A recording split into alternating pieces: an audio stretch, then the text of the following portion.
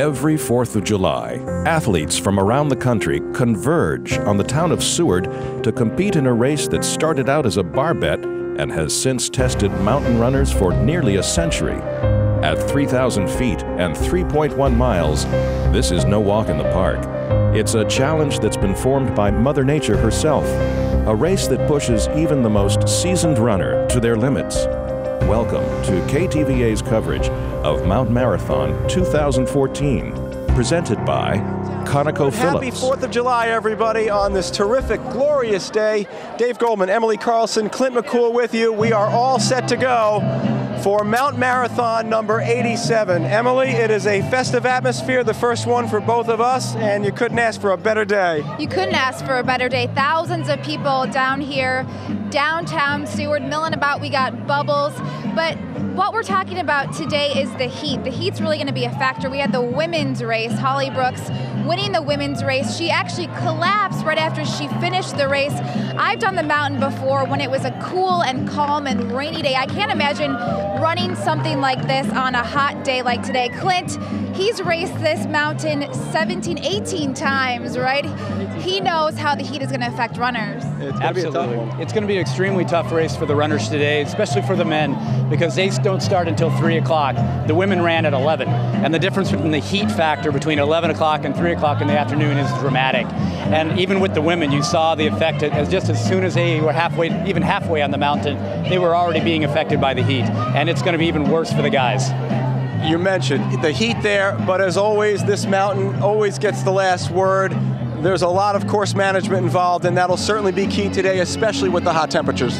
It certainly will. On a day like this, the experience on the mountain is going to be even more, because you really have to know where to manage your speed and your energy, know where you can recover, know where there's some shade, and know just how to pace yourself so that you have a little bit left when it comes to running down Main Street with all of this crowd going on around you. All right, what have you noticed so far? I mean, this is Party City here, but there is a competition as well, but it's been terrific. It has been terrific. There's definitely the party atmosphere, and then the runners themselves who have been very serious, kind of getting their game on. I talked to a couple of runners this morning. They said they're going back to the hotel just to kind of zone out, get ready, prepare themselves, and drink lots of water. That's going to be a big factor today is dehydration. You don't want to poop out right at the end, and you don't want to start off really strong and not leave anything for the end. That's what Holly was saying. She started the race, gave everything she got, and then when it came down to the last stretch of the race, she was really struggling.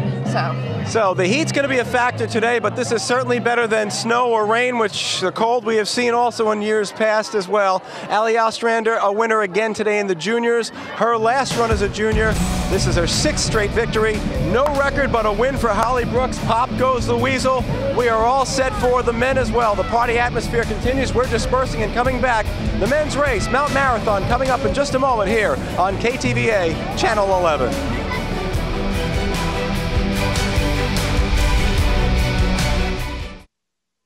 KTVA's live coverage of the 2014 Mount Marathon race is presented by Conoco Phillips, Alaska's oil and gas company.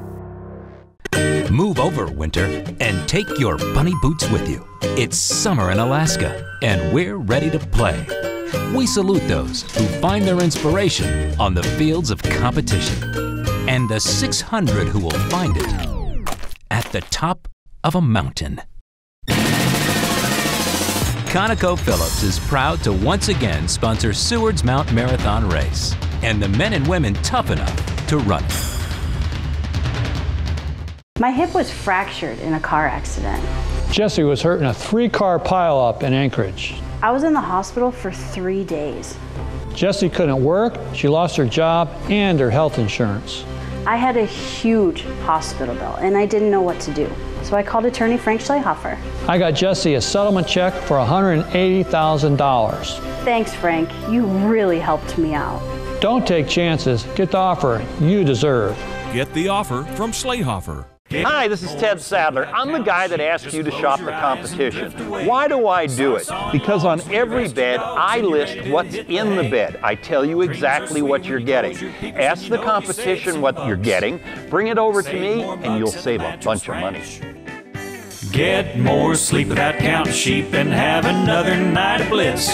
Sleep in style with a big old smile, and you know you save some bucks. Save more bucks at the Mattress Ranch.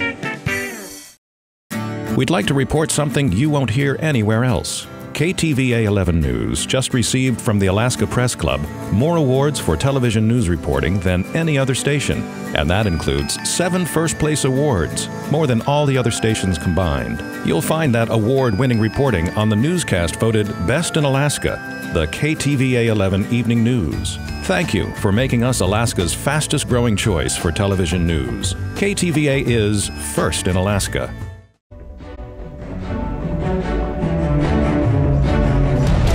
And welcome back, downtown Seward, the place to be on this July 4th holiday. KTVA Channel 11, our entire crew, Dave Goldman, Clint McCool, Emily Carlson on the street with us today, and Mount Marathon number 87 getting ready to go, about 25 minutes away now from the men's race to begin. Trying to get up that 3,022-foot beast. It is going to be that type of a race today with the heat. Earlier this week, Emily found out, as the GPS would go, what goes up must come down, but there are a number of ways to accomplish that. Emily got a first-hand look at Mount Marathon.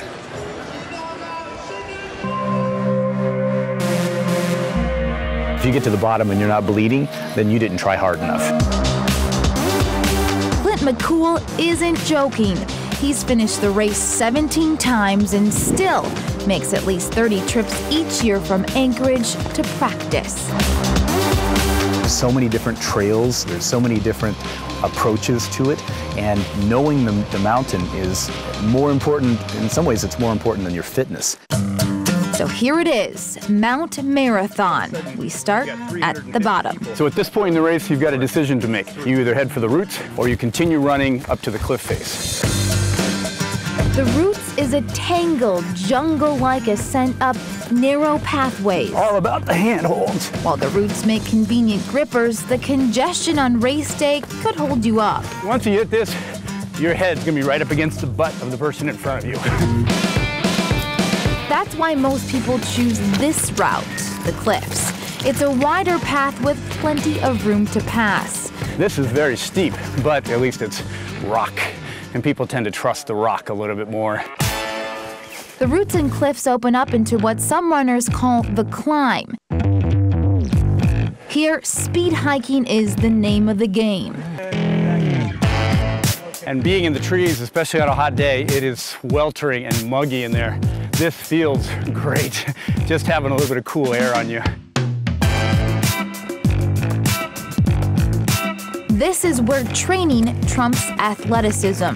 Clint calls his practice climbs choreography sessions. He can picture each step of the climb in his head. There's no rule. You can take any route that you like. The climb takes you all the way to the top, but don't relax, not just yet. Here comes the dangerous part, the scree. We call it a controlled fall, and that's exactly what it is. Small, loose rocks litter this part of the mountain, and if you don't watch your step, the result can spell disaster. And it's very easy to take a trip, and this rock is sharp. If you take a fall up here, you're gonna know it. If you don't fall here, don't let your guard down. The gut is the most daunting part of the mountain to most racers. This is actually where most of the injuries take place. And the reason is, by now your legs are just exhausted. Once you survive the gut, you're faced with 3 tough choices.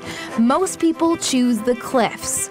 The safety trail is for juniors, and then there's the route that's not for the faint of heart. You do not want to go straight, where there's going to take you to the waterfall, which, unless you are an expert, you do not want to go down that way.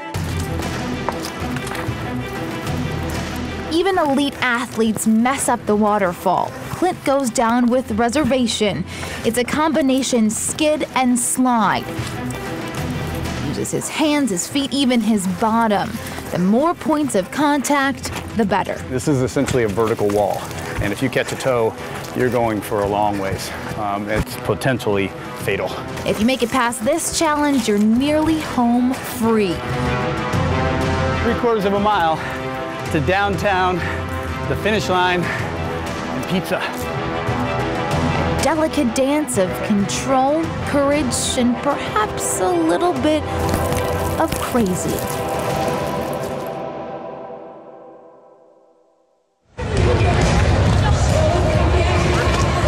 All right, so it's our version of Space Mountain here in Alaska. Clint taking us on that wild ride, and when we come back, we'll talk more about it. The cliff or the routes, where is the winner going to go today?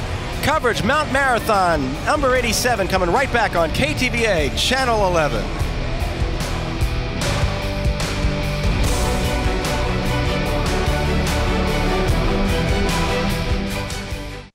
Have you ever had an idea for an invention or new product? Bill Schaefer, one of the inventors of Whammo's new Splash Wash, did. He came up with the idea while watching his children play one hot summer afternoon. Bill invented a car wash for kids. Ride through it, run through it. InventHelp submitted the Splash Wash to Whammo, the makers of childhood favorites like the Frisbee, hula hoop, and slip and slide. If you have an invention you would like to try to patent and submit to corporations and want free information that explains how InventHelp may be able to assist you, call now. InventHelp is America's largest invention company with sales offices in over 50 cities nationwide. Call InventHelp today for free information. Bill Schaefer made a financial gain on the Splash Wash. However, most inventions are not successful, and Bill's experience is not typical of what inventors can expect. For your free inventor's information, call 1-800-974-2991. That's 1-800-974-2991. From Alaska's high-definition news leader, watch the KTVA Evening News, weeknights at 6. Brought to you by Anchorage Chrysler Dodge Jeep Ram. Start your next Alaskan adventure right here. Get to know Modern Family. Gloria and I are from different generations, and I won't lie, it isn't always easy. My friends hit on you. Yes, all the time, but don't worry. They're a bunch of harmless old men. You're my age. Modern Family. You make me smile like the sun, fall out of bed, sing like a bird, dizzy in my head, spin like a record, crazy on a Sunday night. Cool off with Cold Stone Creamery's summertime creations like Banana Caramel Crunch, Cake Batter Batter Batter, Surrender to Strawberry, Butterfinger Caramel Crunch, and Oreo Double Chocolate. Try all 5. Cold Stone Creamery, the ultimate ice cream experience.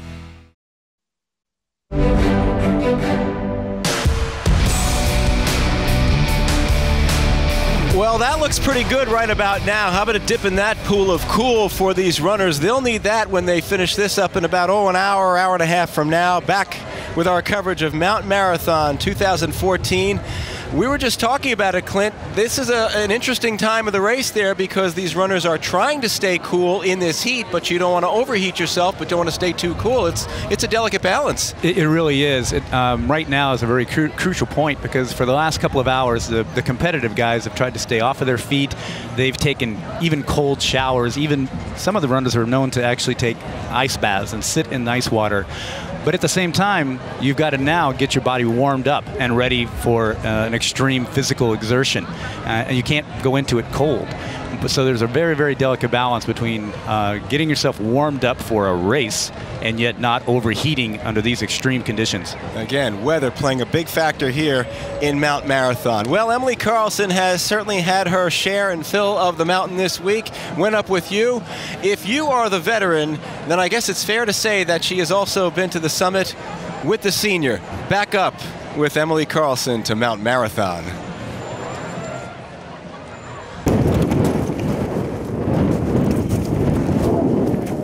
Above the town of Seward, a 74-year-old man climbs the bluff of Mount Marathon.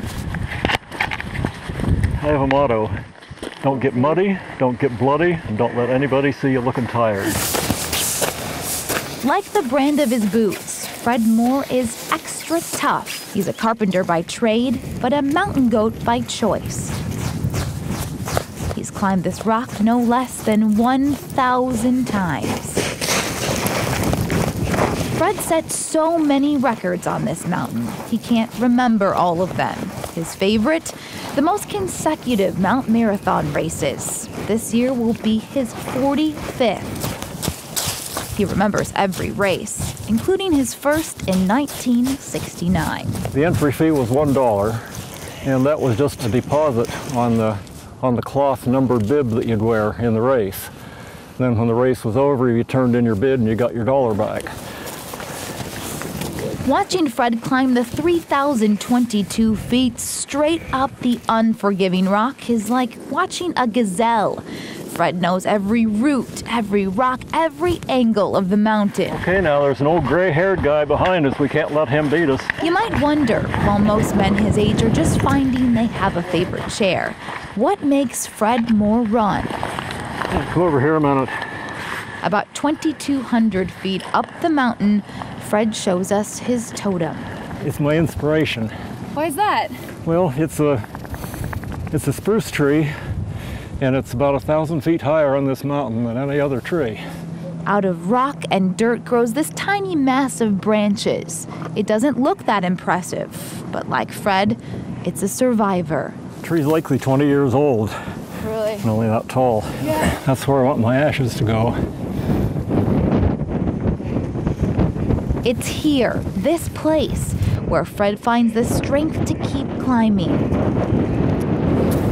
It's not the competition, the race, or even the tradition that keeps Fred going. I'm not competitive. I don't even like competition. What really drives me here isn't the competition. It's just that when I do something, whatever it is, I like to do it well. The humble climber has one simple reason that keeps him putting one foot in front of the other, year after year, day after day. Don't want to feel useless. As if anyone could accuse this guy of being lazy. Fred knows he can beat just about anyone on the mountain. He's not interested. How does that water taste? Try it. It's excellent. Fred is in a race with something intangible. He's sprinting against time. A race that so far, he's winning. Well, we know he has your admiration, doesn't he? Absolutely. He is phenomenal. What is it about a man who can keep doing that at this age? Is he a freak of nature, just a guy who doesn't give up? What is the deal? He just is passionate about mountains. That's what it is. Fred is a tough guy, but mostly what matters to him is he finds his inspiration in climbing that mountain virtually every day, and it keeps him young. Looking forward to this race, which is getting set, getting closer to it. About 13 minutes to go before we started off Mount Marathon, the men's race. Coming up, we will talk about the ladies, though, and Holly Brooks' big win in just a moment. KTVA Channel 11 and our coverage on July 4th. Coming right back.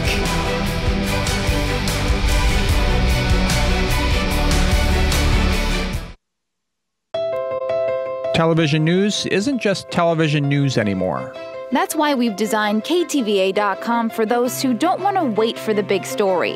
At KTVA.com, you're in control. Explore the day's biggest news headlines while checking your local forecast.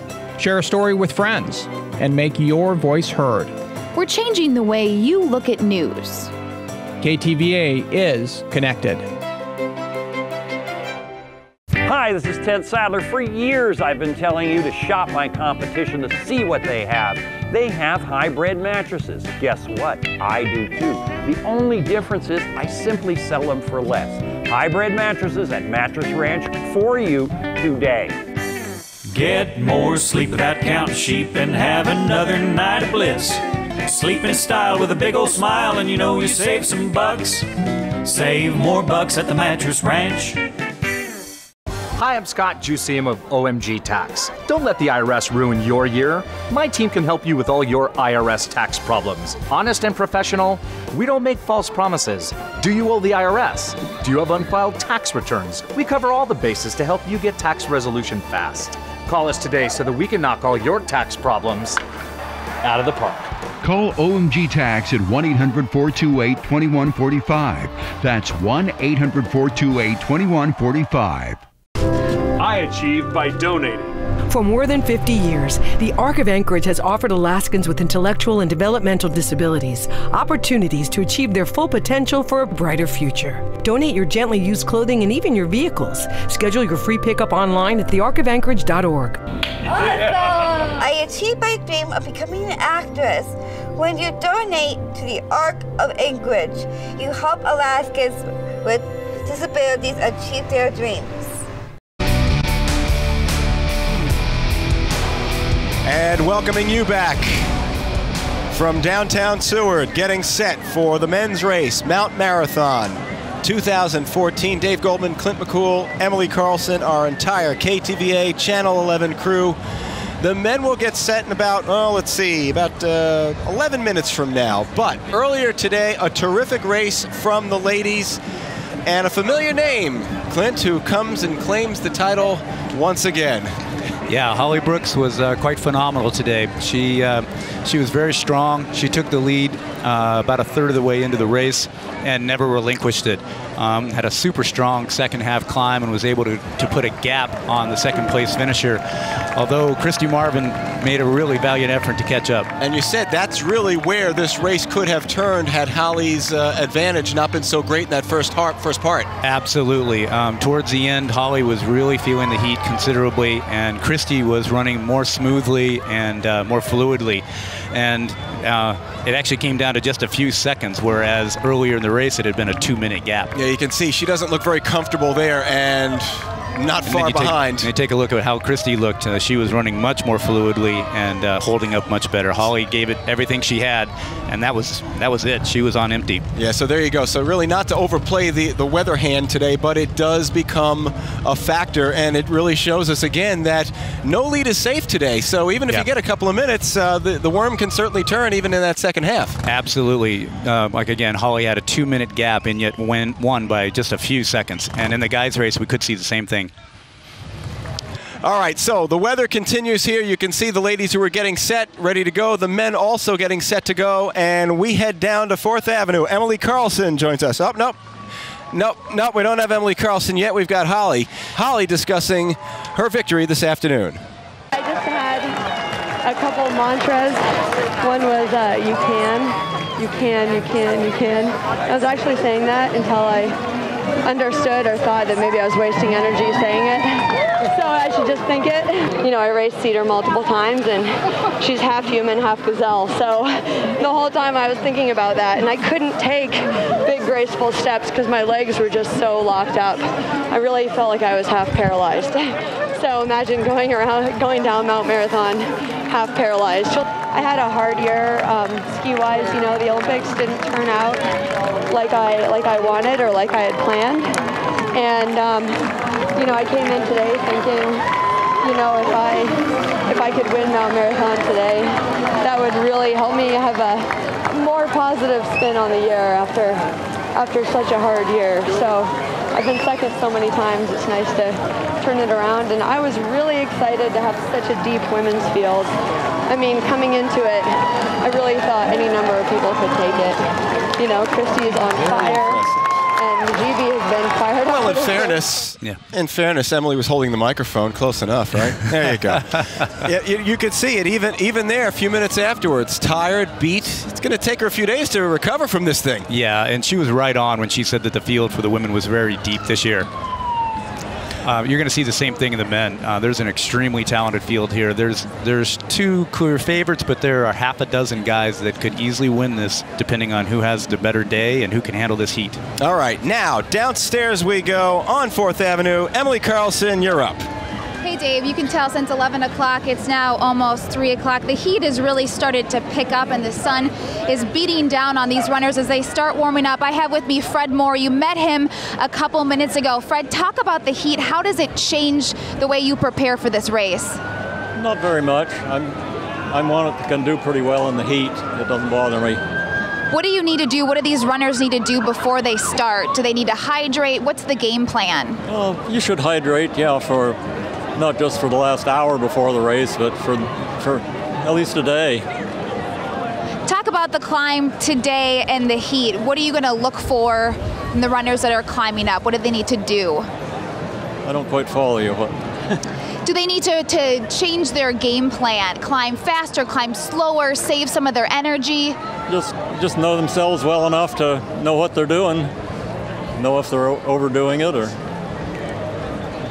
Do you have any other words of advice? You've done this, it'll be your 45th time, guys. 45 times he's climbed this mountain. I don't say 45 yet, because I haven't done 45. He doesn't want to jinx anything, ladies and gentlemen, but Fred Moore is about to take the race in just a couple minutes. Back to you, Dave. All right, Emily, thanks very much. Jinx, I don't think a guy who's about to finish this for the 45th time has anything to worry about superstition. He can do whatever he wants. Absolutely. Good for him. All right, so we get set here. Course management for him, and I guess some of these younger guys, the whippersnappers, if you will, should be following him and his path, although maybe that's not their path, that's the path of destruction, because he's so used to it, his body accomplished to be able to get up that mountain in different ways that some folks might not be able to handle that. Yeah, absolutely. Again, we just touched on this earlier. The most fascinating thing about this race is there is no set course. We're all allowed to go any which way we like, and there are various racers that will take various courses, and particularly they'll try to choose the course and the line that accentuates their strengths. If they're a faster runner, that's going to play into their strategy of how fast they need to get to the mountain. If they're a stronger climber, they may save some of that energy on the road and apply it to the steep portions of the mountain where we're climbing. And then there's who can finish up, strongly at the end and have something left over. And of course, there's always that X factor of you never know what's going to happen during a race. Is it your day? Is it not your day? And that's the intangible that no one knows about until it's all done. Extremely true, especially in mountain running. We're not running around a track where it's smooth and everything's regular. It is so easy to catch a toe, roll an ankle, take a small tumble, and in this race, anything goes. There's the only rule is start one place, go around a rock on top of a mountain, and get back down to the finish line. And anywhere along that race, even the best of runners could succumb to this heat today. They could roll an ankle, they could catch a toe, and all of a sudden the race is completely different. So the difference really today of the winner and second place, or the winner and 10th place, could be this 10-degree difference or 12-degree difference, if you will, of what we're really accustomed to here when this race is on July 4th. Completely true. There are some people handle the heat better than others, and they will thrive today, relatively speaking. Overall, you can argue that, well, everybody's got to deal with the heat, but some people are more accustomed to it than others, and that may favor certain runners over others. And as I was looking at the roster, you see a lot of AKs next to the folks here, so you've got a lot of Alaskans, a lot of Native folks, or folks who have been up here for a long period of time there. So if you want to be somebody who has come up from California or Nevada or Florida and think you've got an opportunity in the heat, that's great, but then you've got to deal with that thing up there, 3,000 feet plus. Absolutely. We're getting ready to start here, but that does bring into call one of the favorites here today is Ricky Yates, the guy from out of town. He's the pro. And since he trains out of state, he might have a slight advantage on a hot day. Coming from Colorado where he lives and trains, he's running 80-degree days. Here in Anchorage, we haven't had a day like this all summer. Okay, and that's a guy with international experience too, so he's run the Europe trails. He knows what it's like to be over in Switzerland in the Alps and when you've got those high climbs. Absolutely. He also has the advantage of living at altitude. So that makes the difference too. It also helps, yeah. All right, so we'll keep an eye on him as well, but the guy who I think we all have to be watching is the fellow who won it last year and had just a hellacious downhill, and Strable's just been fantastic. Oh, he has, and he's on fire this year. Eric's running faster than he's ever run before. After his performance last year, he did not let his guard down at all, and he's not going to let anybody take this away from him, not without a fight. You know, it's interesting because those two now own the record for the best times, and had it not been, Eric obviously got a lot of the attention this year for winning the race, which is what usually happens, but had it not been Eric, then Ricky is the guy, and Ricky has the record there of the fastest time. Absolutely, and I only know Ricky a little bit, but I can tell you he would not be back up here again this year if he wasn't out for revenge. He does not like the fact that he got second place last year. Got second place, yeah. Eric just had a tremendous downhill and was able to hold on at the end, but Ricky is definitely going to be on fire today. And a guy who feels like he's got an opportunity. All right, these guys ready to go. What's going through their heads right now? Oh, right now you're just ready to explode. You can't wait to get out of there, but at the same time, you got to be very careful coming off the line here that you don't get clipped by somebody else's foot. Someone could catch your heel It's an adrenaline rush, isn't it? It is, and so you'll see these guys coming off the start line at just a dead sprint, because the last thing they want to do is have the guy behind them catch their heel and they take an early fall and throw themselves off. Mentally, it just really throws you off. So a lot like a horse race when we're watching the Kentucky Derby, that start's important, where's the positioning, and then you get into your groove and decide your game plan. Absolutely. Everybody's trying to get to the mountain as fast as they can because they don't want to get stuck behind the bottleneck. Okay, so that's it. So a lot like traffic. And they're off. There we go. It's a great sound. It's a great sight. It is. Here they come. And here we go up 4th Avenue. And the cameras are snapping. You probably hear them. And the runners trying to set their pace. Yep. The lead runner right there is Ricky Gates at the moment, but he's got Jim Shine and Eric Strabel right on his shoulders. And all of those guys are extremely fast road runners. So you're going out at this point. You've started this race so many times. You want to sprint. You don't want to be in the back and have to work your way and weave your way up and cause more energy. It is absolutely critical, because what's going to happen is once we get to the mountain, everything becomes incredibly bottlenecked, and it becomes single file for big chunks of the climb. So the last thing you want to do is be stuck behind 30, 40, 50 people. So you have to burn an excessive amount of energy to get to the mountain, and it's really critical in the race. It plays into the strategy of the top runners. I can't overemphasize how important it is. It's almost, I'd say, too, a psychological thing for a guy who is trying to win this thing and feels like he has a chance to win, and that's a small number of a fraction here. But there's almost that psychological energy that's burning inside that you don't want to be behind and have to play catch-up there. Absolutely.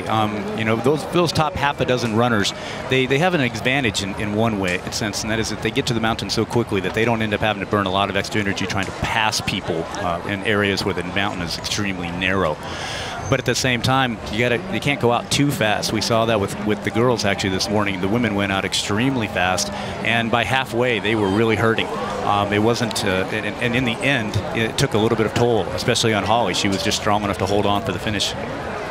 All right, so here comes wave number 2, and this is another interesting facet of this, is that we split it up into 2. Yeah, the race is divided into 2 so that we can allow more people to participate without creating hazardous conditions on the mountain. So they take the top 350 people, divide it in half, and have 2 separate waves divided by 5 minutes. And do we see a preponderance, say, of more winners from the first group or the second group? Yeah, your competitive runners are going to be in the first wave. And even when we have a new runner coming, say a new person comes to town or someone's able to get in through the lottery system, the selection committee will always put them in the first wave, because what they really don't want is to have a super competitive person in the back wave, because they're at an extreme disadvantage because they'll have to work their way through the pack of the first group. Okay, so the chances are pretty solid that we just saw our winner take off. Yeah, I think... And the group coming up right now, and the large percentage right behind the police car there is probably your winner in that first 10 or 15. Yeah, your winner will right be at those first 10 guys. And you've got all of your contenders there. That's Ricky Gates, Eric Strabel, Wiley Mandeldorf, Jim Shine. Right behind him is Matthias Sari, Matt Novakovic. These are your top contenders. Already, water has found its level. Yeah, essentially, and absolutely. And they do that on purpose. I mean, they know they've got to get to the mountain. It's crucial that they can't get stuck behind people and have to waste a lot of extra energy. So now they're reaching the point where they've had to make their decision. Are you taking the roots or are you taking the cliff? And that's the big question today. And for you, it is? For me, it's the cliffs. There's more room to maneuver in the cliffs, but what'll happen on race day is for some of these runners, they don't even know until they get there. And the reason for that is if there's a preponderance of people that take the routes, maybe you decide you take the cliff instead. All right, so there again, decision, strategy, and again, perhaps sometimes when you're trying to win a title or championship in any sport, you got to take a chance and do something that the opponent doesn't think you're going to do. You do. Sometimes you have to mix it up and try, and absolutely even possibly throw your competitor off by doing something they don't expect.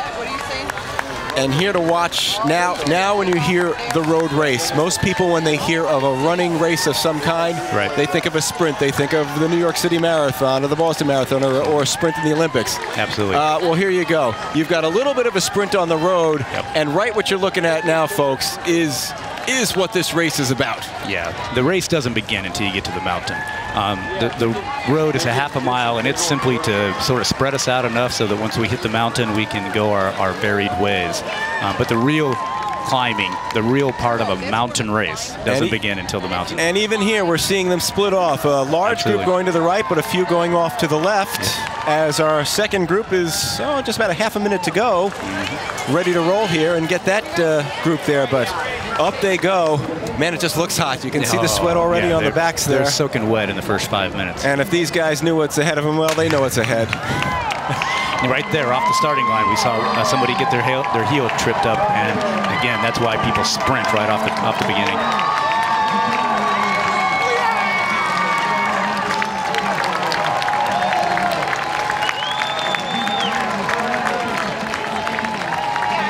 It'll be interesting to see what the strides look like an hour and a half from now.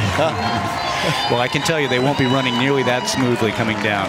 There are a few exceptions. There are some exceptional road runners that will come down, and they will seem very, very strong.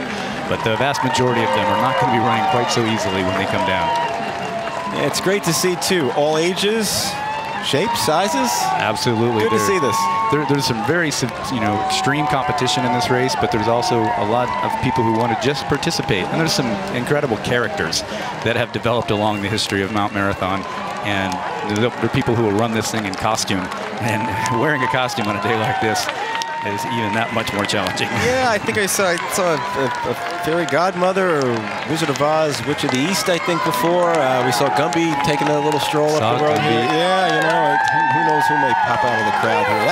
That's the allure of July 4th, right? And the holiday in this terrific race. Yeah, for a decade we had an Elvis in this race. A guy would run this mountain, and he actually was pretty darn fast. And he ran it in a full-length velvet Elvis outfit.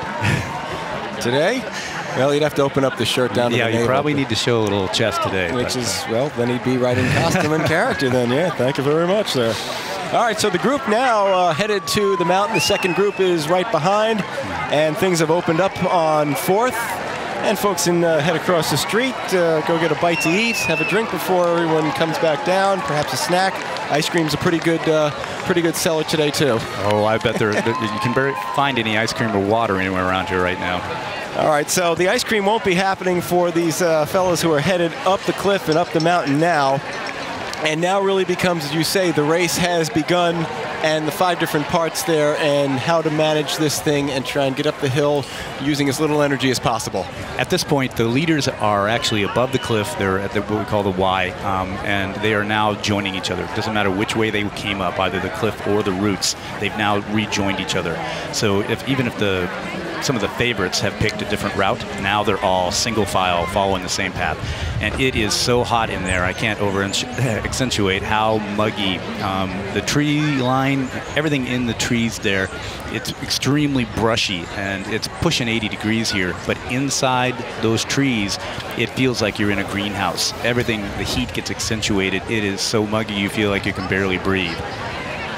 No bugs, though, right? Or how many bugs? Do we got bugs? No bugs. Bugs are not an issue. Okay, because that just bugs may not affect your race. It just may affect your personality as you're trying to get up the hill there, going through a couple trillion mosquitoes. That wouldn't be the way to go. No bugs, and even if there were, they would be the least of your concerns at this point.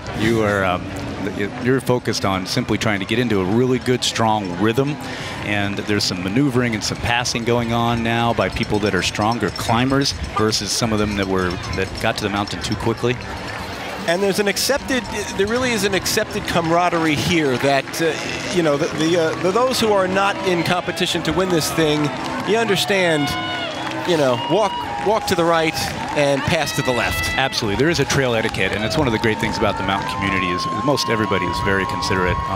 As you approach a runner on a narrow section of trail, etiquette is to say left. Or right, but most people will say left just by common practice. There's code in every sport, really. Yeah, and the runner will shift a little bit to the right to give you a little bit of room to get by them. And for the vast majority of the runners, they're very considerate. If someone has caught you, then you allow them to get in front of you, and everybody continues on. All right, so we've got some walking, we've got some running, we've got, we're in the middle of surviving now for some of these fellas there. just underway, and our race indeed continues. So does our coverage. Mount Marathon here on KTVA Channel 11, coming right back.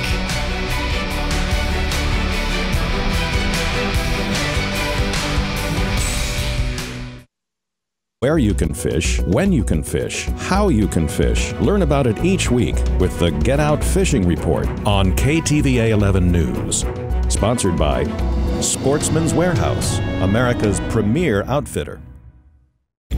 From Alaska's high-definition news leader, watch the KTVA Evening News, weeknights at 6. Brought to you by GCI, giving you the broadest coverage, fastest internet, and most reliable TV. At Quality Auto Sales, we do things differently.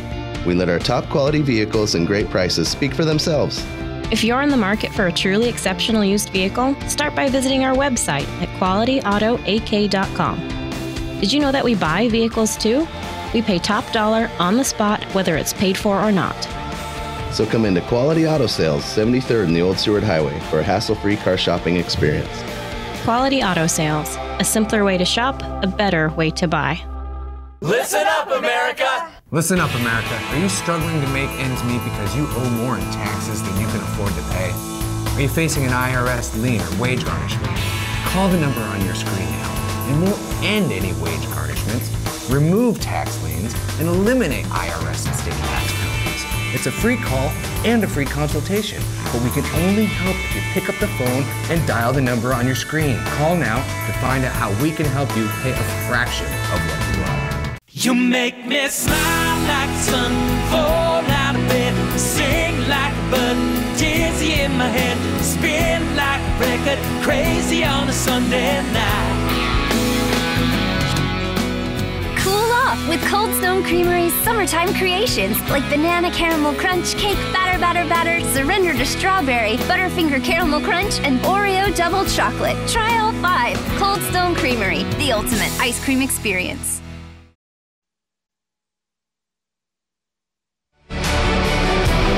And welcome back, everybody. July 4th, 2014, KTVA Channel 11 and our live coverage of Mount Marathon 2014. The men's race underway now, and both groups are on that mountain trying to make their way up and make their way down safely. Dave Goldman along with Clint McCool, Emily Carlson with us. Our entire crew has been here for a good portion of the week, getting set to show you these terrific pictures here. And again, as we've said, Clint, another of these mini turning points in the race, and we're about to hit another one. Yeah, very soon here, in just a few minutes, we'll see the leaders breaking out of what's called the tree line, for lack of a better name, but they're approaching the halfway point. And it is not the halfway point in terms of time, it's the halfway point in terms of elevation gain. It's where the juniors will do their turnaround and come back down. In terms of time, it's actually about 60% of the time of your overall finish. But what's really key is it'll show us when they come out of the trees. Right now, we don't know what's happening in there, but when they come out of the tree line and they break above tree line, and we first get our first look at them, we'll know who's feeling strong and who's holding up just by looking at the looks on their face, and really importantly, watch how fast their feet are moving. If their feet are moving quickly and they look smooth and the look on their face is not too strained, then that shows you strength.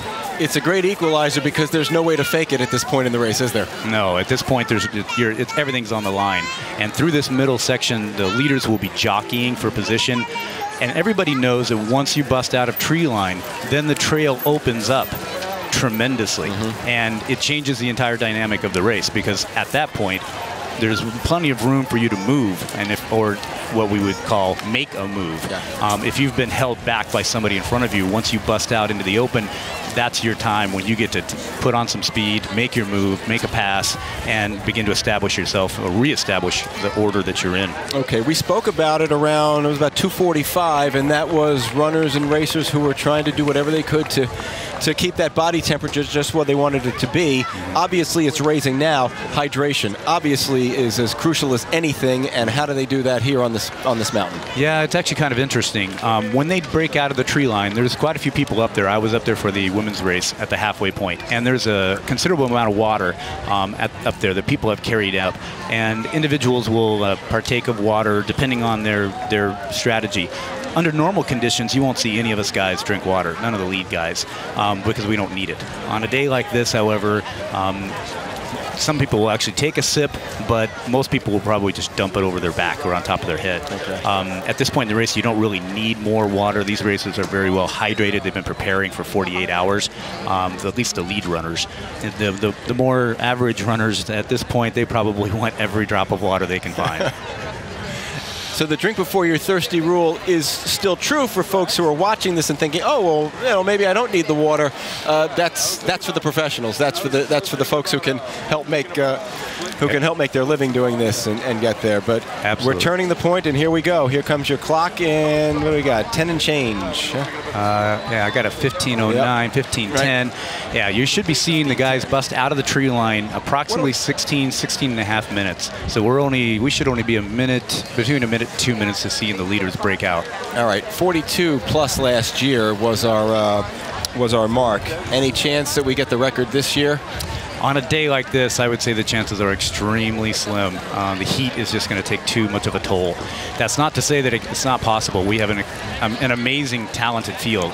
This may be the fastest field in mountain marathon history. When you look at the top 10 guys in terms of what they're capable of and what they've already accomplished, there are several prior winners, and you've got a professional from out of state that's already established how fast he is. 2 record holders that both broke the record last year. Anything's possible. And a kind of a race, then, as you say, where you have an idea of the 6 or 7 or maybe 10 that could win it, but it's any one of those 10, and it wouldn't surprise you then that if you had any one of a number of guys come in. Yeah, there really is. I mean, there's a couple that you have to give a nod to because of their strength, but there's a half a dozen guys that if they have a great day today and they're able to manage this heat, that could pull off a win. To see a record today would just be that much more remarkable given these conditions. But Eric Strabel and Ricky Gates are both in tremendous shape, and so are several of the other runners that are capable of really surprising you. I was reading that it's advised that runners, the amateur runners, if you will, bring the water with them, some kind of a holster, a belt, whatever it may be, some kind of a hydration backpack if you need that. As you see, we go above the tree line. How about as we work our way up there? Are there places for them to get water stations like we'd see in a regular marathon? Yeah, no, you really don't see much of anything in the trees, not unless you've asked for one of your friends to be at a particular place for you. But once they bust out of the tree line, you see all those folks that are up there. Mm-hmm. Many of them are just friends of runners or family members, and they've carried bottles of water up there, and they're prepared to help their special ones out, but also for others. I saw several volunteers up there that had carried, a couple of gallon containers up there and were handing out little Dixie cups and dumping them over people's heads. And I'm glad you mentioned that too, because when we got here this morning, you could tell the wonderful community spirit here, and how the folks here in Seward and the surrounding parts in the state really rally around this thing, and the applause for everybody. It wasn't just when Holly Brooks was coming, but even an hour and a half later, every lady that was coming down forth here was getting a round of applause. Everyone makes it, and if you're one of those participants, the fans are going to let you know it. Yeah, now the racers are at the mid-mountain right now, and we get a chance to see who's looking good and who's struggling. All right, so you look at it with face, you look at it with stride. Mm-hmm. You're looking for people that look smooth and that are taking quick steps and don't look like have a grimace on their face like they want to die. Okay. Right there, you can see, even there, you can see how not everybody is following each other. Mm-hmm. They're taking slightly different routes. And the front runners there, you've got Eric Strabel and Ricky Gates, and which were to be expected. The gentleman back in the blue shorts, that's Wiley Mangodorf, also extremely fast. In third place is Matt Novakovic.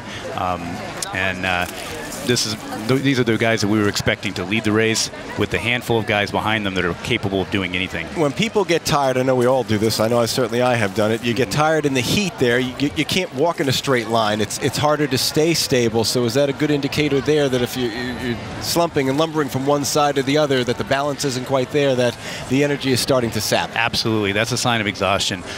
These runners, under normal conditions, their stride is very smooth, it's quick. When they begin to get fatigued is when you'll see them seem to wobble a little bit. Yeah. So there we go, mid-mountain. There we go. And that's Eric Strable leading with Ricky Gates coming in right behind him. Those are the two guys that are, when you see Eric now trying to actually get up and run a section, that's a very strong move on his part right there. Yeah. Looks pretty good, doesn't he? He's looking very strong. Eric's moving very smoothly, so Ricky's just right on his tail, and he's not letting him get away. In a race like this, you don't want to lose contact with the person in front of you. That's Matt Novakovic holding on to third place. He's doing the same thing. He does not want to lose contact. Once you lose contact, it's very psychologically, it's difficult to catch up. It was the guy in front of you managed to gap you. And you see water being poured on these guys. Yeah. Nice to see that. Absolutely. You didn't notice the lead guys even drinking any water, but people were pouring it on their backs, trying to keep them cool. Eric is looking phenomenally strong. He's still keeping in a running stride at that point, which is unusual. Good short steps. Those legs are pumping, and he seems comfortable.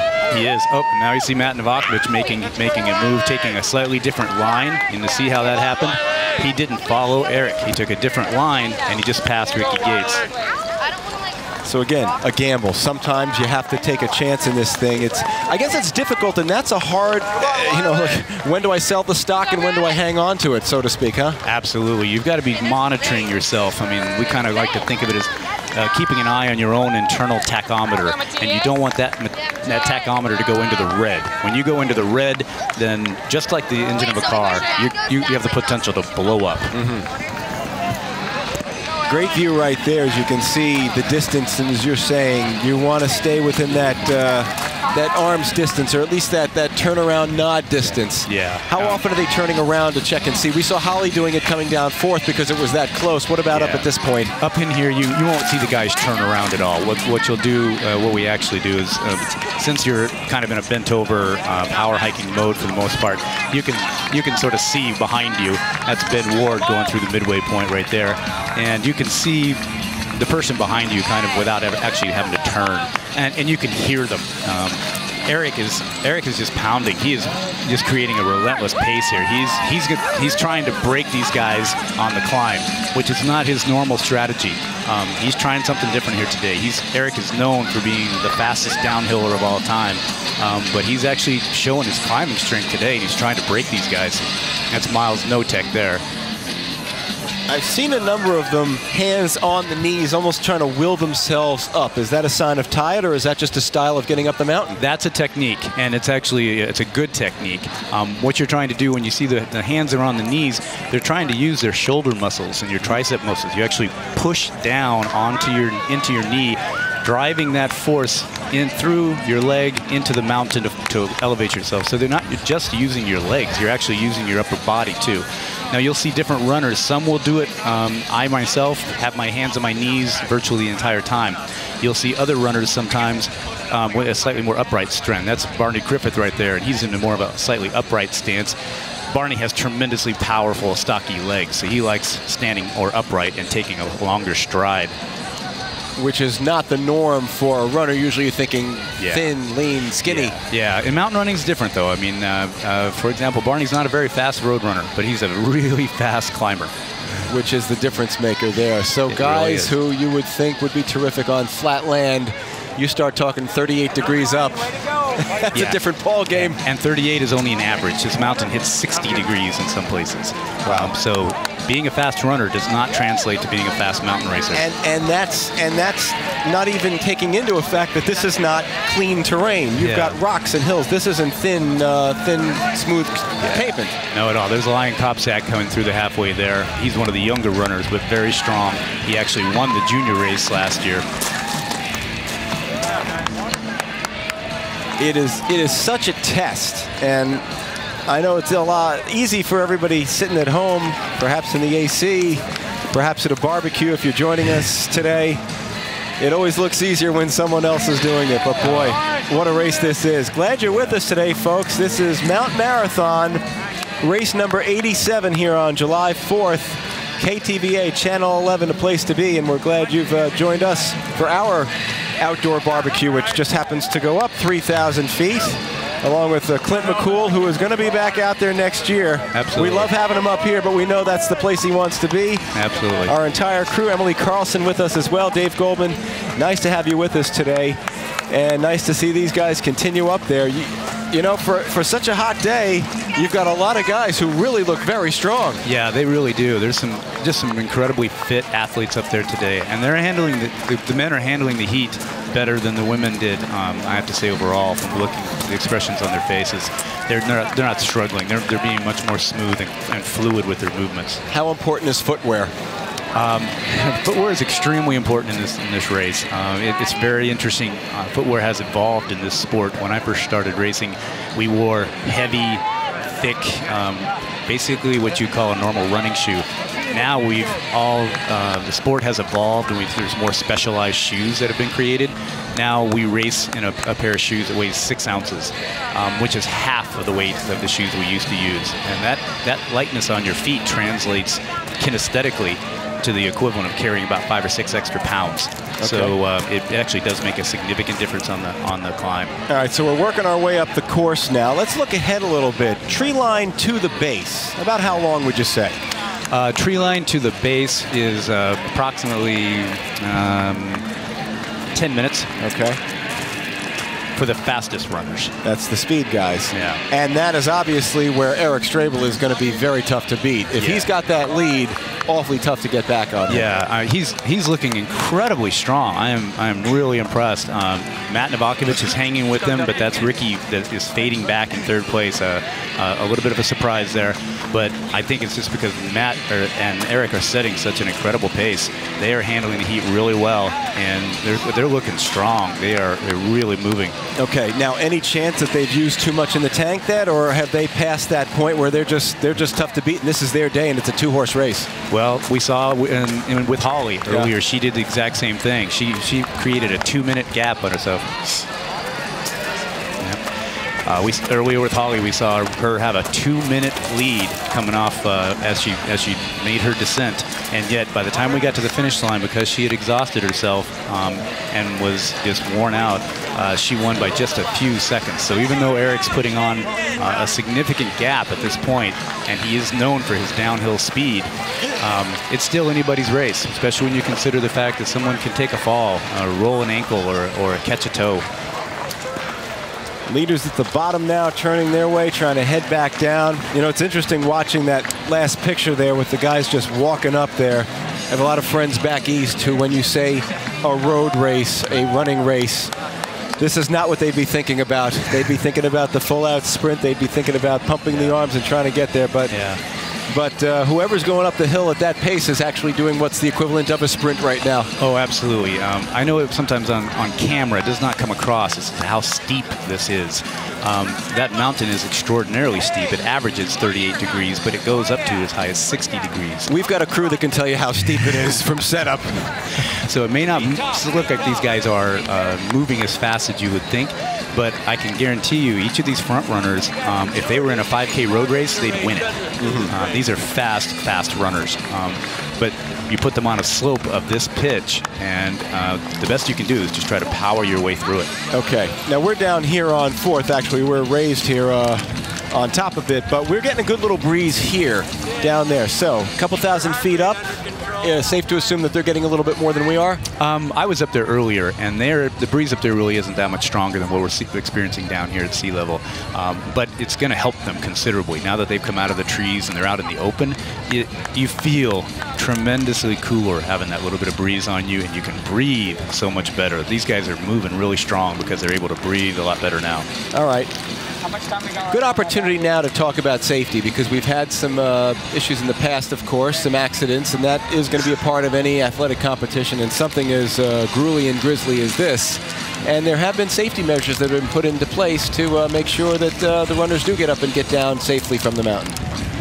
Yeah, partially in reflection of some events that have happened recently. The Seward organizers of the race have put into place some new safety measures. There is a course sweeper that will make sure that the very last runner is accounted for. There's better signage on the mountain, allowing people to understand where they're at and try to prevent them from getting into a situation where they shouldn't be. Right.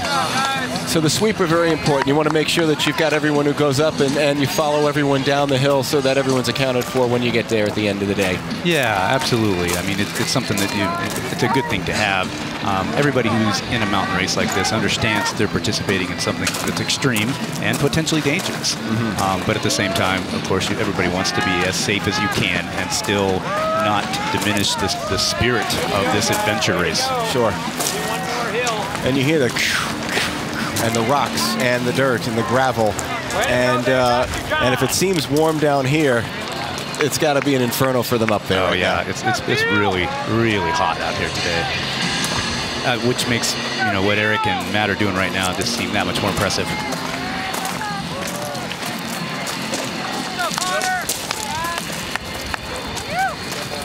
That gives you an idea right there, folks, of just exactly what these runners are enduring today. And there we go. We're at the 30-minute mark now. Okay.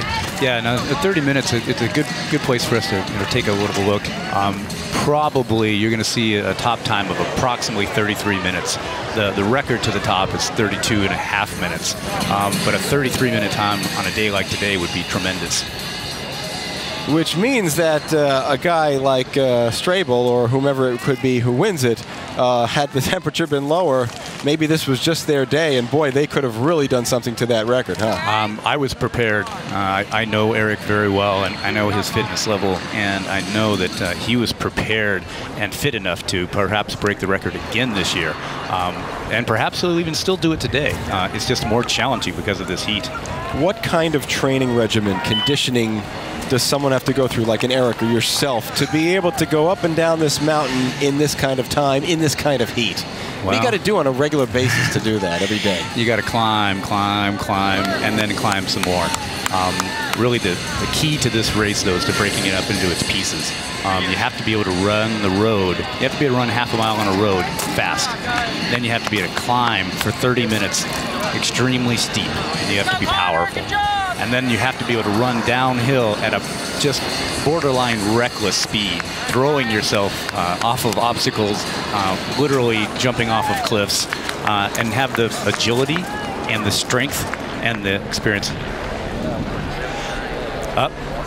Yeah, that's Matt Novakovic, who's made a move now and actually passed Eric. A very strong move on his part. And part of his thinking there, I'm sure, everybody's well aware that Eric is the fastest downhill, or he holds the record for the downhill. So 10:42 last year? 10 minutes flat. Okay. So what's happening there is Matt is realizing that if he's going to have a chance to win this, and Matt doesn't race for second place, he wants to win, he needs to use up what strength he has on the climb. So essentially what happened with Holly today is he's thinking, I gotta have something behind in front, because we know that what happens on downhill, that's where Eric is gonna make his money. Yeah, Matt's no slouch at the downhill himself, but Eric is known for his strength and his speed. Okay. So anybody who thinks they're gonna beat him has got to be thinking to themselves, I have to have a lead at the top.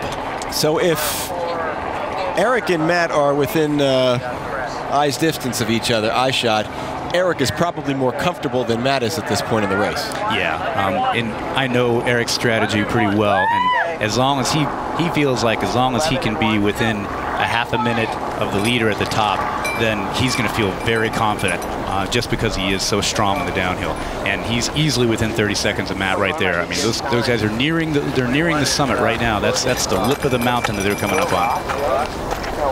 Well done, well done. Well, hopefully they got a little water to get sprayed on them, and perhaps a little bit of a breeze. We got a little breeze here too. You're checking your clock too. I'm curious to see what the time is. So that's a really strong move again on Matt's part. Now he's even gonna try to run this last little pitch around the rock, and Eric's right on his heels. So these guys are putting on just a heck of a race given these conditions. And Matt probably feeling it too at this point. I got to get going and get on the horse because he knows what he's got behind him. Yeah. That is a really strong time, again, given a day like this. Last year, the first guy to the top was 32.5 minutes. Today, it's 33.5 minutes, and I would attribute that to the heat. 33-35, very impressive. Yeah. But Eric is going to be right on his heels, and Eric is fast. This is as impressive as anything you'll say. Well, every leg of this is impressive, but think about this, folks. You're in the heat right now, and look at these guys. Eric just took a different line, and look what happened. he is already past Matt in the first 30 seconds coming off of the top, and he's just going on fire. He took a completely different line, and that's where experience on the mountain comes into play. Eric's been down here, he's been practicing, and he knew that other line was faster than the one Matt took. And that just made a huge difference. Look at the gap he's already putting on. That little spot. That one little, knowing that little spot allowed him to get running faster, quicker. Now he's leaving Matt in his dust, literally, and I mean that seriously. On a day like today, he's kicking up a lot of dust, and the person behind you's got to run right through it. His race to win. It's definitely his race to win at this point. He is looking strong, he's looking smooth, and when Eric is in first place going down the mountain, he has supreme confidence. So like a golfer on the back nine who's got the putter going, you're in good shape there. Yeah. Now again, anything can happen. Even a stray bull can take a fall. But he is looking extremely hard to beat at this point. He's really moving smooth and showing no serious signs of slowing down. To me, an impressive part of this is after the energy expended, you're going up this hill, the heat today, those legs have to feel wobbly, and the pressure on those legs, the knees, the ankles going downhill, it's such a gradient to be able to have the strength to be able to stay on your feet. It's an indescribable sensation. I mean, it really is, and it's part of what makes this race so unique, because you've just spent over a half an hour just struggling to get up this thing, and now you've been in this power hiking mode, and you've got all of a sudden, in a split second, you're dropping off the top of that mountain, and your legs have got to just be flying. If your legs are not just flying, you're going to go head over heels. So you have to go from this uphill pace of just forcing, with a lot of power, forcing yourself to the top, and coming around that thing, and gravity grabs a hold of you, and it is a controlled fall all the way down. Easy to take a spill? Super easy to take a spill, especially on those wobbly legs. All you have to do is catch a toe or even the lug of your shoe. The lugs on our shoes will catch on the rock surfaces and cause you to throw yourself off balance. And isn't there a rule about the certain kinds of shoes? Spikes not permitted? No metal spikes are allowed on the mountain. None of us use metal spikes, but and frankly, it would only help you if it was a muddy year. But we do wear these shoes that have these very pronounced lugs for grip, for traction, and they sometimes want to catch on the rock. Let's see, the arms waved out. You're using the arms as balance too, huh? Absolutely. It's very much like a trapeze artist. You're trying to keep your feet moving as quickly as possible, but you definitely use your arms for balance. Again, we're seeing racers here taking the line off to the right, and Eric took that one that's in your frame on the far left-hand side, and that's the one that the best. I know that line because I practiced it all week, and it's the fastest one, and so did Eric, and that's where he made his pass. So that's where you'd have been headed down today, too? That's where I would have been today, because I knew that line. And what is it about that? You go up there, is it a matter of just walking the course and seeing new things? How often and how much does the mountain change? Does it move? It changes every year. Yes, that's Matthias Sari you're seeing there now. The leaders are passing mid-mountain, what we call the crossover. There's a big section of shale on the upper mountain, and now they're doing the crossover onto the lower mountain, where there's also a long run of shale. But to answer your question in terms of experience, yes, that's what coming down. I come down here, I get 30 climbs on the mountain every year. And all right, take a breath. Tired just watching these guys heading down the mountain. Can Eric Strabel do it again? We'll find out. Indeed, we continue here, July 4th, Mount Marathon, coming back on KTVA Channel 11.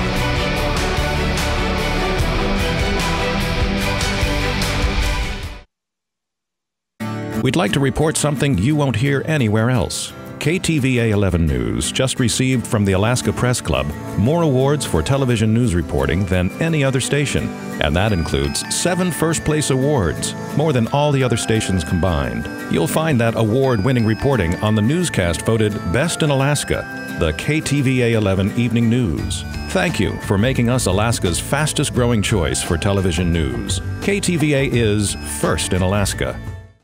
Do you owe $15,000 or more to the IRS? Are you worried about bank levies or wage garnishments? Alpha Tax Company specializes in resolving tax debts to the IRS. If you qualify, our tax professionals will use their expertise, experience, and knowledge to strive to get you the best results under the IRS guidelines. Call us today. We understand owing back taxes to the IRS is a tough situation. It is very stressful and time-consuming. We at Alpha Tax Company understand that many people owe taxes because of circumstances beyond their control, and they simply cannot pay. Our goal is to mediate between you and the IRS to get the best results under the IRS guidelines. Call Alpha Tax Company today for a free confidential consultation. 800-917-8195. 800-917-8195. 800-917-8195. Hi, this is Ted Sadler right here at Mattress Ranch. I want to tell you something. I want to tell you a lot of things. Let's face it. If you're looking for a mattress, who do you think about? You should think about me, but you should think about me last. And why should you think about me last? Because I got the best price. It's right here. Get more sleep without counting sheep and have another night of bliss. Sleep in style with a big old smile and you know you save some bucks. Save more bucks at the Mattress Ranch.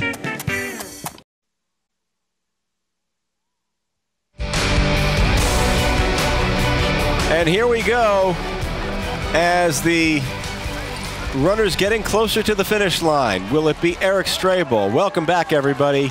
Mount Marathon 2014 on KTVA Channel 11. Dave Goldman along with Clint McCool, Emily Carlson, the entire crew here. And look at him go, Eric Strable. Eric has just hit the road. He's just come off of the cliff face. He's hit the road. He's now looking at about a 3.5 minutes time to the finish line, and he's looking extremely strong. So it looks like his philosophy, game plan paid off today, as you said, Clint. Stay with it, stay close, be within distance of Matt or whomever it might be. He was right at the mountaintop with them, and it really wasn't much of a doubt that downhill it was his to win. Yeah, he played the race out perfectly, and everybody knew going in kind of what his strategy was. I knew from talking with him, and he played it perfectly. He really did. All he needed to do was stay in contact with the runners at the top, and he even led for a good portion of the race, which was just another demonstration of his strength. But doesn't even need that, really, a bonus there. Exactly, but he just knew he needed to be close, and you saw how just commandingly he passed Matt right there coming off of the top of the mountain, and he's never going to look back. We should be seeing him coming around the corner here pretty soon. He's going to do what I guess all terrific athletes are going to do. They're going to make it look easy. Yep. Well, you can be sure that he's not feeling easy right now. So the fans and folks here, and still plenty lined up on 4th Avenue getting ready as the streets now clearing again. Number 2 at the base right there, that's Matthias Sari. And that's Matt Navalkovich behind him. So Matthias put on a tremendous downhill as well. He's known for being a strong downhill runner and a very fast road runner, so I would expect him to hold that lead. Matt basically gave it everything he had up until the mountain and said, can I hold it? And then that was that once he got past. Yeah. Again, Matt's a strong downhiller, but he's not as strong as some of the other guys. And he made his push at the top, but it wasn't enough. Once you see the white police car, that's an indicator that we have a winner within range, and that's the case. We expect it will be, barring something funny, Eric Strable.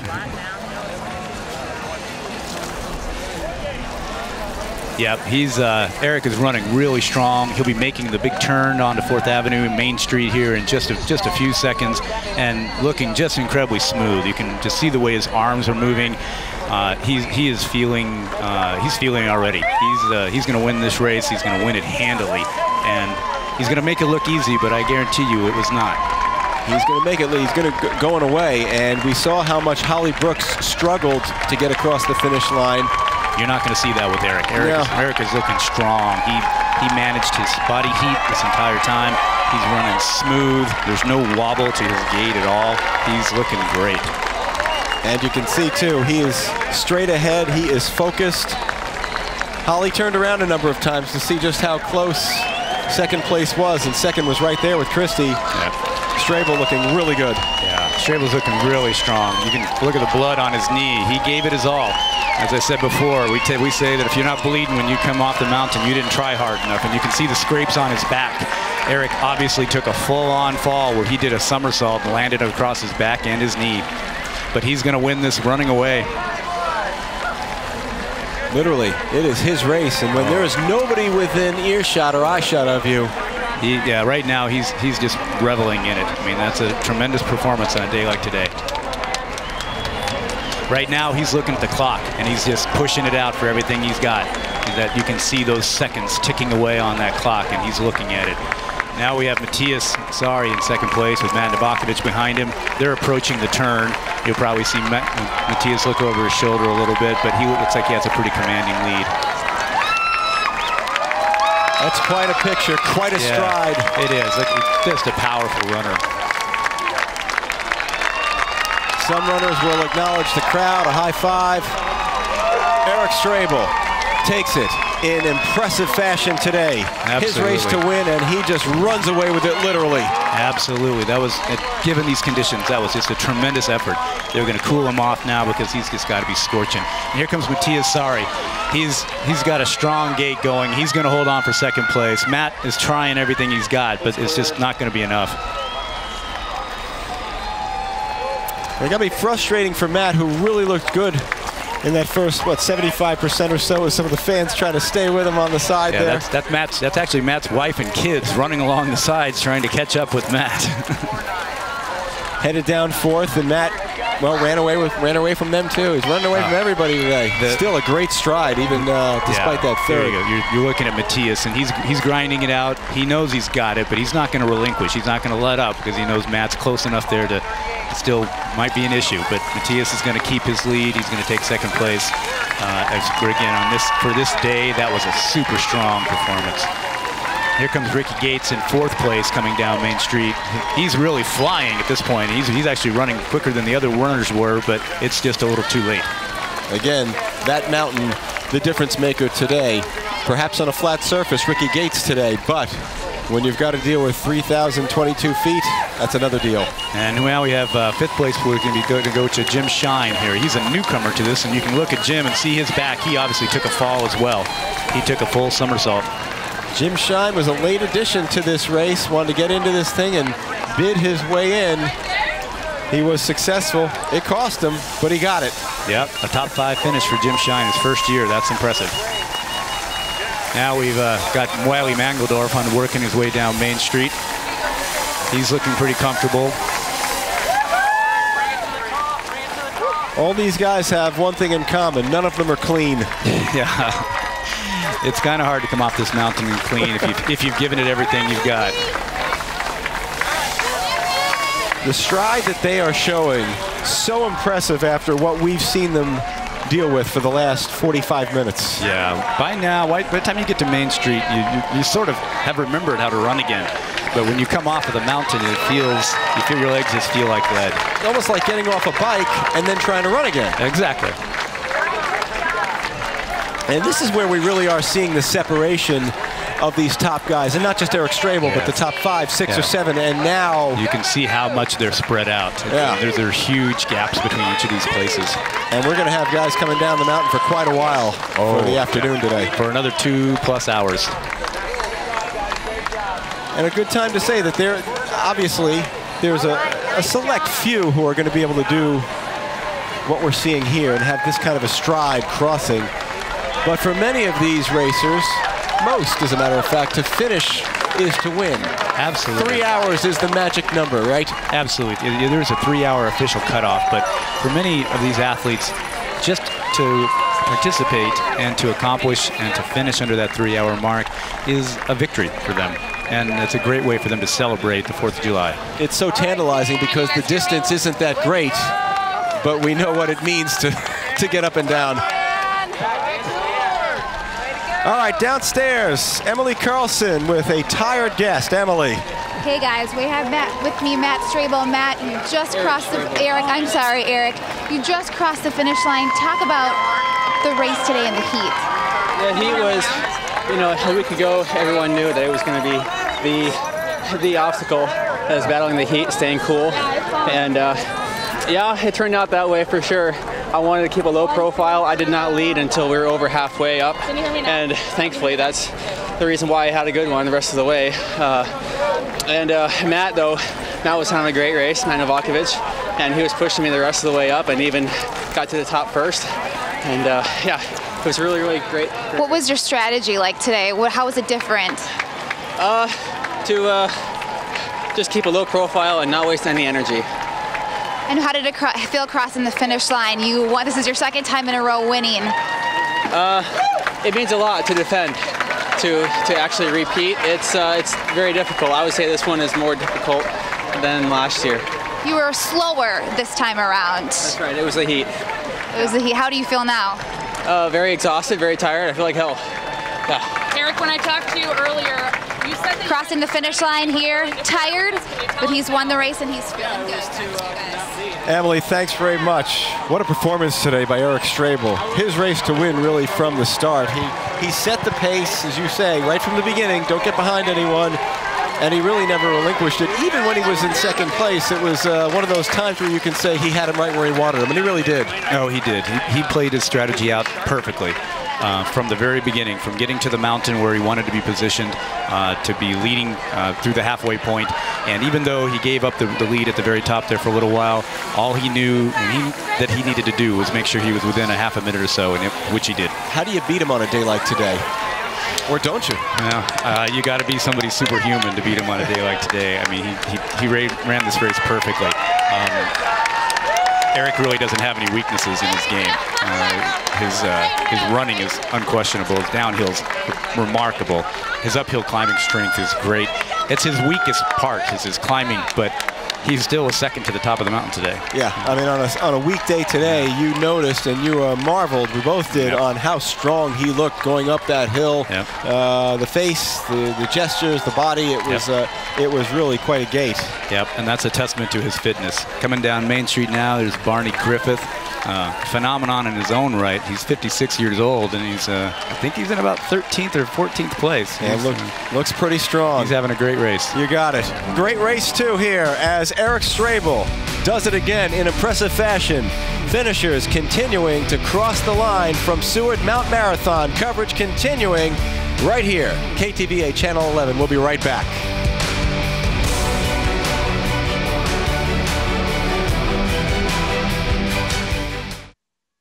KTVA's live coverage of the 2014 Mount Marathon race is presented by ConocoPhillips, Alaska's oil and gas company.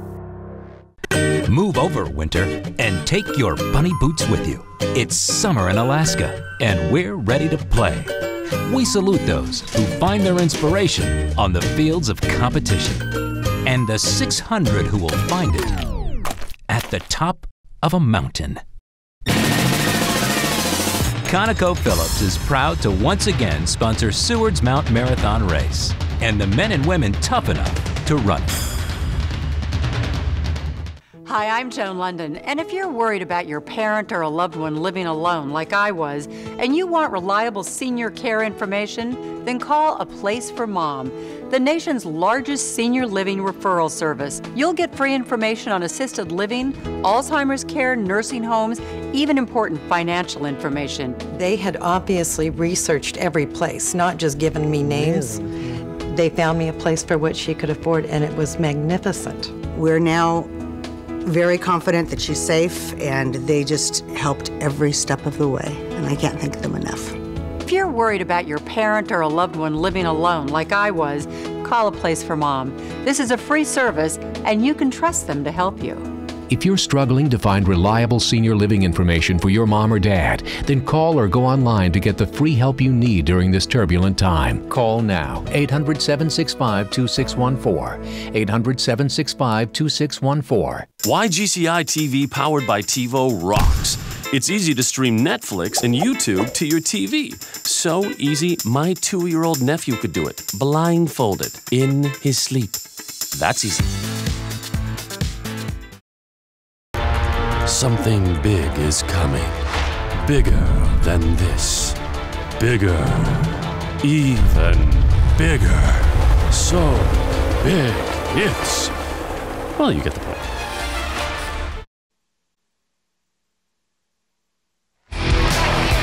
Eric Eric Strabel is your winner today from downtown Seward. It is Mount Marathon 2014, KTVA Channel 11, Dave Goldman, Clint McCool, and Emily Carlson. First place is pretty good, but second isn't bad as well. Emily? Second feels really good. Matthias Sari finished second. Tell me how you're feeling right now. Oh, I'm thrilled. Going in the race, I was just hoping to keep together my string of being in the top 5 and to finish all the way at second, especially in this heat. And I was about 8th place halfway up the mountain. And when it's this hot, you got to sort of not overextend yourself, build into the race, and try to pick guys off one at a time. That's what I was able to do. How did it change your strategy, the heat? I ran for place, not for time. I didn't wear a watch. You know, if you go out too hard, you're going to blow up and lose a lot of spots. So not get discouraged if you're further back and not overextend yourself, because if you have legs coming down the mountain, you can catch a lot of people. So your strength must be down the mountain, going up 8th. It must be frustrating sitting back in that 8th place. When do you bust out? I wasn't frustrated at all. I knew I had pretty good legs and I had a good downhill, so I was pretty encouraged. I'd look up ahead and I could see guys that were pretty close, and then I got all the way up to 3rd by the top of the mountain, and I realized Eric was probably out of reach. He's the best downhiller in Alaska, but I just tried to hold my spot from there. And how are you feeling right now? Legs shaky, feeling good? Oh, the last couple hundred yards, you feel like you're going to collapse, but once you finish and get doused with water and exhilaration of the race hits you, I feel all right. What is What's the first thing you're going to do after finishing? I'm going to go to the Yukon bar and have a free beer. Thank you so much. With about 100 of my best friends. Congratulations. Second place feels pretty good on Matthias Sari. Dave, back to you. Emily, thanks very much. Great work down there today. Wow. First place, second place. You're happy to finish at this point. We're watching some of these fellas come in. Final word from you today, Clint McCool. Well, I just think it's a great day to be out here and be a part of the race. These guys put their all into it. They didn't hold anything back. And even the ones that are just now finishing and they're collapsing at the finish line, they didn't hold anything back. And you know, every one of them's a winner. Eric just happened to be the first winner, but the rest of them are all winners. And we're going to have a lot of people coming down here that are winners just for accomplishing this today. Seeing a lot of different styles of gait, if you will, coming in right now, too. Absolutely. There's some that are running smoothly and strongly. That's the Birdman was just going around the top. They just had you on your screen. But a character in his right. But, yeah, coming down Main Street here, you can really tell the guys that have anything left in the tank. And it doesn't look to me like many of them held anything back at all. I mean, they're doing their very best. And as Matthias said, you're just trying not to collapse at this point. You want it to be over. You're exhausted. And for many of them, it is. For you, next year. Thank you for coming up with us this year. We know you'd rather be up on that hill, but we were certainly glad to have you with us this time around. It was my pleasure. Thank you, sir. All right, so as the runners come in, we will bid you farewell as well. July 4th, Mount Marathon. Race number 87. We'll watch these guys come in after a hot day here in Seward. It started with Allie Ostrander winning the juniors. Holly Brooks hanging on barely for the ladies at 11 this morning. And Eric Strabel, dominant, up the mountain in second place and goes right by everybody downhill. He owns it. Eric Strabel, your winner on the men's as well. So many people making this one possible here in Seward. Our entire crew working all kinds of hours. Shirley Enzor, Trent McNelly, our entire group from KTVA Channel 11. Thrilled to have you with us as well as we will sign off from Seward Mount Marathon 2014. Allie Ostrander, Holly Brooks, Eric Strabel, your winners. We're a privilege to have you with us here on KTVA Channel 11. I'm Dave Goldman. Thank you for joining us. Safe holiday. Enjoy it with the friends and family. We'll talk to you again soon. Good afternoon from Seward.